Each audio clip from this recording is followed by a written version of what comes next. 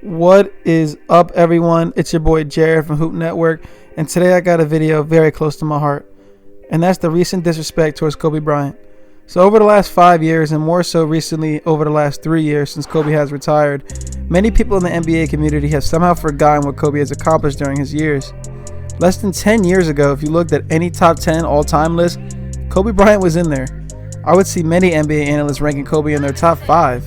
To me personally, Kobe Bryant is a solidified top 5 player ever, and for me, top 3. That includes MJ, Kobe, and LeBron. Now you could rank those 3 however you wish, but to me those are the 3 best basketball players ever in terms of everything they could do on the court. But whether or not you agree or disagree with that take, Kobe is a bare minimum top 10 all-time NBA player.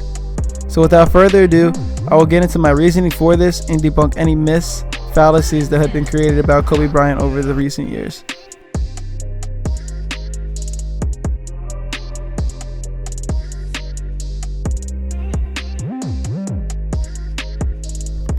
So let's take a look at Kobe Bryant and his resume. He has a resume so great that there are not 10 players that match up to it.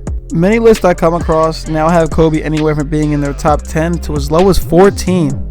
I mean, come on now, let's be real. We have a 5-time NBA champ, a 2-time Finals MVP, the 2008 MVP, 3rd but soon to be 4th on the all-time scoring list, a 12-time All-Team Defender.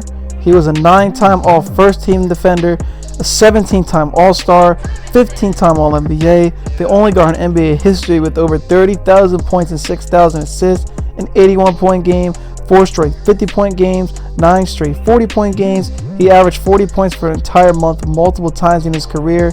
He was also able to exceed everyone's expectations and win 2 rings without Shaq. I mean, should I keep going? It's very clear that the list is long and evident. But really, there was really nothing Kobe Bryant couldn't do on the court. Now, let's take a trip back in time to 2010. Fresh off of Kobe Bryant winning his 2nd ring and 2nd Finals MVP in a row and silencing all his doubters yet again. At this time, Kobe Bryant was still widely considered the best player in the world, and at worst, he was either 2nd behind LeBron or 3rd behind Kevin Durant, but KD was still very young at this point. But during this time, Kobe was a topic of conversation. I mean, he just went back-to-back. Now he's got 2 Finals MVPs on his own without Shaquille O'Neal. So people are thinking, where are we ranking him all time? He just won 2 rings without Shaq. Not to mention, Kobe Bryant was able to lead his team back-to-back with quite possibly one of the weakest championship teams in NBA history. They had a great team, obviously, but look at that team against all the greatest teams in NBA history, and you tell me how they compare. But that's another topic for another day. Back in 2009 and 2010, most people at that time would have had Kobe Bryant as a solidified top 10 player of all time, and still a good amount of time to move up on the list. So between 2010 and his retirement in 2016, what happened? Between those years, we saw LeBron James rightfully take his throne and become the best player in the world. That by no means makes Kobe Bryant less of a player though.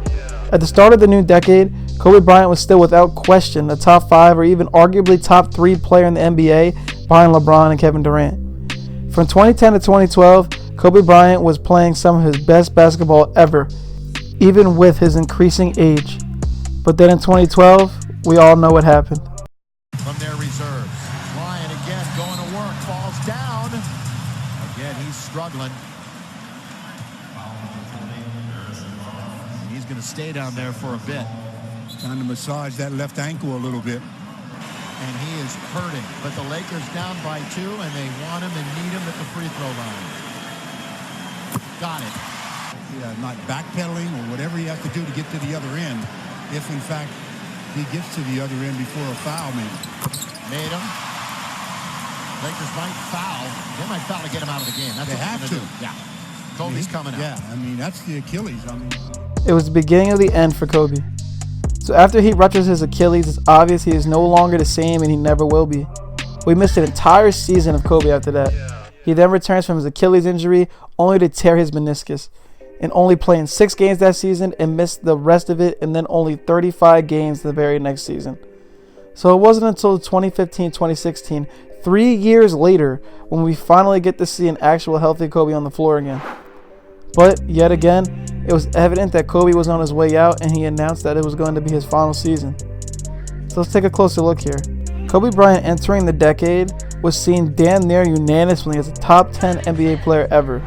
He then became injury-riddled for 3 straight seasons and slowly made his way out of the NBA. So we're really holding these 3 injury-riddled years over his head, or even his farewell tour? We all know that Kobe was no longer Kobe then, and those years should not be held against him for what he did in the NBA. If we look at the top 10 players of all time, no other players in the top 10 were even active besides Kobe, Tim Duncan, and LeBron. So how the hell is Kobe being knocked out of the top 10 when no one else is even playing? So let's actually take a look at what is seen to be the unanimous top 10 players of all time in no particular order.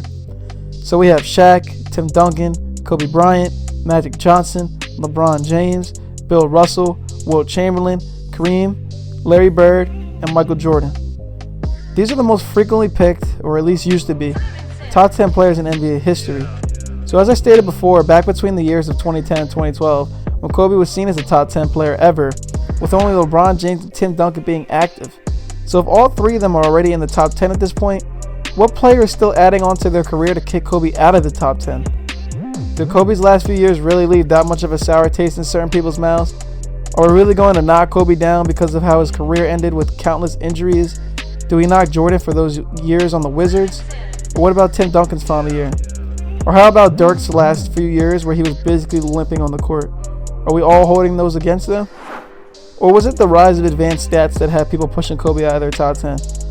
Even though if you look at his advanced stats and you see everything he's done in the NBA, he's still a top 10 player of all time. Kobe went from being regarded as a solidified top 10 player ever to some people just straight up disrespecting him. How is an NBA legend with the caliber of Kobe Bryant become underrated and underappreciated? It's honestly crazy to see and sad at the same time, considering Kobe has and always will be my favorite player ever. Yes, he had his flaws, but every great player does. And it seems to be at this point, a lot of fans from this generation who never even got to see a prime Kobe are the ones who bash him and degrade him and make up stories that just are not true. It's a shame, really. But I made this to shed some light on the entire Kobe disrespect and hopefully get viewers to see how great of a player he actually was. Do you all agree with me on my take or no? Let me know down below. I would love to hear your guys' thoughts on this topic. Thank you so much for watching. Remember to please like and subscribe to our channel for more awesome basketball content like this. Follow us on Instagram as well at hoop_network_. Again, this is your boy Jared from Hoop Network, signing off until next time. Peace.